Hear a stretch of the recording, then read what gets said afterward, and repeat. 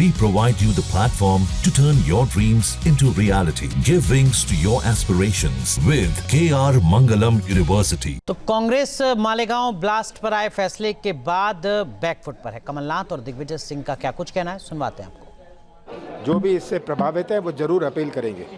BJP कह रही है कि हिंदू आतंकवाद का जो कांग्रेस ने बनाया था वो सब शिकूफा फेल हो गया। हिंदू आतंकवाद, देखो, ये बीजेपी कुछ भी कहे, अंत में कोर्ट का फैसला है और ये अपीलेबल है, इसका अपील जरूर करेंगे। आरोप लगा था कोई धर्म के आधार पे आतंकवाद नहीं होता है, ना हिंदू आतंकवाद होता है, ना इस्लामिक आतंकवाद होता है। हर धर्म प्रेम, सद्भाव, सत्य और अहिंसा का रूप है। कल यही कहा था मिश्रा जी ने कि हिंदू आतंकी नहीं हो सकता। आप मानते हैं कि आज के फैसले के बाद वो देखिए, ना हिंदू आतंकवादी हो सकता, ना मुसलमान हो सकता है, ना सिख हो सकता, ना ईसाई होता है। केवल कुछ लोग होते हैं जो कि धर्म को नफरत की तरह उसका हथियार उपयोग करते हैं, वही आतंकवाद को जन्म देता है। लेकिन बीजेपी तो ये कहती रही है सर कि हिंदू टेरर का जो शब्द था वो कांग्रेस ने दिया था। बिल्कुल गलत कहते हैं, बिल्कुल गलत कहते हैं। तो पंकज मिश्रा हमारे सहयोगी हमारे साथ जुड़ रहे हैं। पंकज, क्या कुछ खास बातें अदालत ने अपने फैसले में कही हैं, खासकर जो पूरी जांच की प्रक्रिया है उसको लेकर?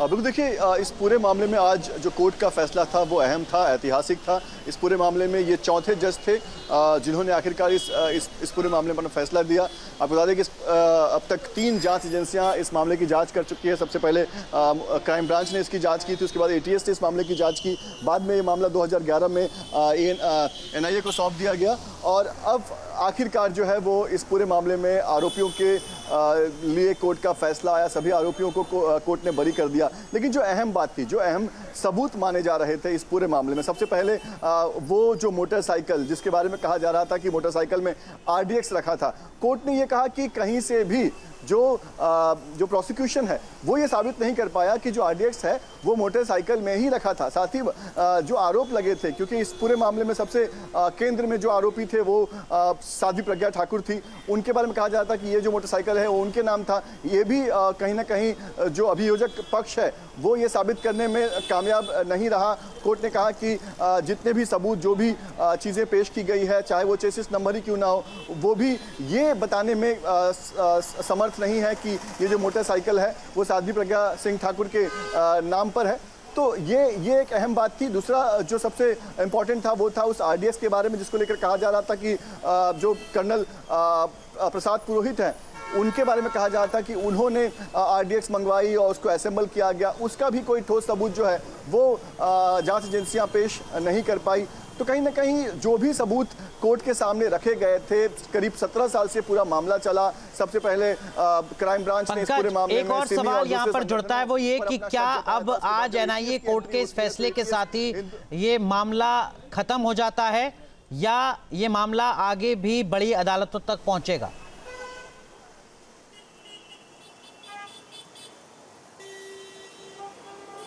देखिए, ये बड़ा सवाल है। आमतौर पर इस तरह के मामलों में सरकार जो है वो खुद कोर्ट में ऐसे मामलों को जो ऊंची कोर्ट है वहाँ पर जो है वो चैलेंज करती है। लेकिन यहाँ पर सरकार का रोल क्या होता है वो देखना होगा। साथ ही NIA की पूरी जांच पर जिस तरह से कोर्ट ने सवाल उठाया, उसके बाद क्या NIA इस पूरे मामले में अब हाई कोर्ट का दरवाज़ा खटखटाएगी, ये एक बड़ा सवाल है। लेकिन जिस तरह से हिंदू संगठन की तरफ से जो अब लगातार जो जश्न मनाया जा रहा है, मालेगांव से भी तस्वीर आई कि वहाँ पर भी वहाँ के लोग जो है, वहाँ का जो हिंदू संगठन है वो जश्न मना रहा है। तो अब ये बड़ा सवाल है कि क्या इस कोर्ट के फैसले को आगे ऊपरी अदालत में चैलेंज किया जाएगा या फिर ये जो केस है वो यहीं पर खत्म हो जाएगा। लेकिन कहीं ना कहीं जिस तरह से सैफ्रॉन टेररिज्म की बात कही जा रही थी, हिंदू आतंकवाद की बात कही जा रही थी और लगातार कहा जा रहा था कि हिंदू आतंकवादी नहीं हो सकता, आज कहीं ना कहीं कोर्ट के फैसले ने भी ये बता दिया कि ये जो टर्म इस्तेमाल किया जा रहा था वो सही नहीं था। ठीक है पंकज, आप बने रहिए हमारे साथ। इस बीच तुलसी पीठाधीश्वर जगत गुरु स्वामी राम भद्राचार्य ने क्या कुछ कहा है वो आपको सुनवाते हैं। कि हमारी विजय हुई है और इन 7 जो मुक्त हुए हैं आरोपी इनको मिलकर तत्कालीन कांग्रेस सरकार पर मानहानि का दावा करना चाहिए। वैधानिक कार्रवाई की जानी चाहिए। निश्चित वैधानिक कार्रवाई की जानी चाहिए। इन्होंने जो हिंदू आतंकवाद का नारा दिया था उसको लेकर के क्या कहेंगे? इनकी शरारत थी, इसका दंड इन्हें भुगतना पड़ेगा। ये धर्म का नहीं होता। हिंदू आतंकवादी कैसे? हिंदू कभी आतंकवादी रहा ही नहीं। चलिए वकीलों से समझिए इस फैसले की बारीकियां। इसके जो मूल बिंदु है वो यह है कि जो साध्वी प्रज्ञा सिंह ठाकुर की मोटरसाइकिल बताई गई थी, वो उनकी मोटरसाइकिल वह इस्तेमाल कर रही थी या उनकी थी, ऐसा कोई भी पुख्ता सबूत प्रोसिक्यूटिंग एजेंसी न्यायालय के सामने नहीं रख पाई है।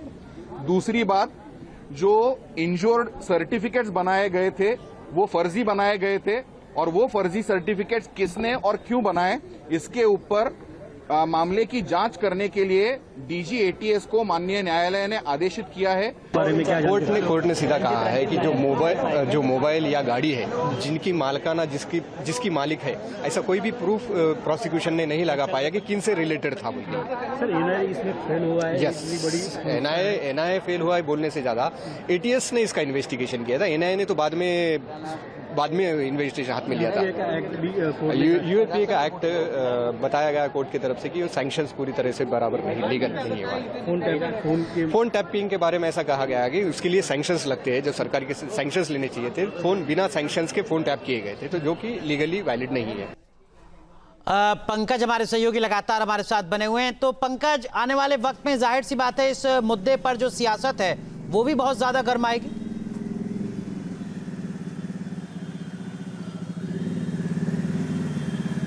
बिल्कुल, देखिए इस पर सियासत जो है वो शुरू हो चुकी है। सवेरे से ही हम देख रहे हैं जो सत्ताधार पार्टी है वो विपक्ष पर हमलावर है। खासतौर पर कांग्रेस और एनसीपी की सरकार के दौरान एटीएस ने इसकी जांच की थी, और जिस तरह से तमाम जो सबूत गवाह, जो आज कोर्ट में भी ये साबित हुआ कि जो सबूत थे, गवाह थे, वो जमा नहीं किए गए थे बल्कि उन्हें बनाया गया था। खुद कोर्ट ने इस तरफ जो है वो अपनी बात कही कि ऐसा लगता है कि सबूत जो है वो इकट्ठा नहीं किए गए जांच करके, बल्कि सबूतों को जोड़ जाड़ कर बनाकर पेश किया गया है। तो कहीं ना कहीं अब जो सत्ताधारी पार्टी है, जो बीजेपी और उसकी सहयोगी पार्टी है, वो अब कांग्रेस और एनसीपी से जवाब मांग रही है कि आखिर जो 17 साल इस पूरे मामले में जो जिन्हें आरोपी बनाया गया। पंकज, बहुत बहुत शुक्रिया आपका जुड़ने के लिए। लेकिन इस पूरे मामले पर साध्वी निरंजन ज्योति ने क्या कुछ कहा वो सुनवाते हैं जरा। तो ये कह सकती हूँ कि भगवा माने ज्ञान का प्रतीक होता है, भगवा माने भक्ति का प्रतीक होता है, भगवा माने विश्व को संदेशा देने वाला होता है। उस भगवा आतंकवाद कह करके कांग्रेस ने जिस तरह से गुमराह किया था, और जो मालेगांव में मारे गए थे, एक तरह से उनके साथ भी कांग्रेस ने अन्याय किया था। यदि सही जांच करती, आतंकवादी पकड़े जाते तो उनके साथ न्याय होता, क्योंकि कांग्रेस को हिंदू समाज को बदनाम करना था।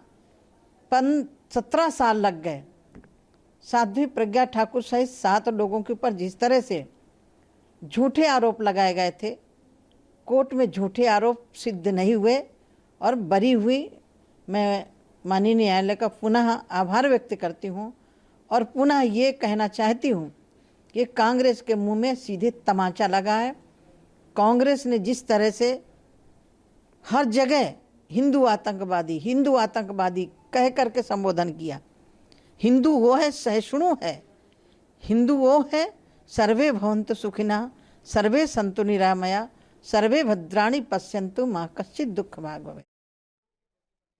देखिए ये जो तस्वीरें आप देख रहे हैं, दरअसल में ये उन समर्थकों की तस्वीरें हैं जो जश्न मना रहे हैं। यहाँ पर 2 तस्वीरें इस वक्त आपके सामने, एक तरफ मिठाइयाँ बांटी जा रही हैं, दूसरी तरफ पटाखे फोड़े जा रहे हैं। ये समर्थक साध्वी प्रज्ञा ठाकुर के इन 2 तस्वीरों के जरिए आप देख सकते हैं वो किस तरीके से यहाँ पर जश्न मना रहे हैं, क्योंकि 17 साल के बाद फैसला आया है साध्वी प्रज्ञा ठाकुर के पक्ष में। वक्त जहाँ भक्ति है हर शब्द में, कथाओं में छिपे हैं दिव्य रहस्य, और ज्योतिष देता है जीवन को दिशा। धर्म से जुड़ी हर बातों को जानने के लिए हमारे चैनल स्तुति को सब्सक्राइब करें।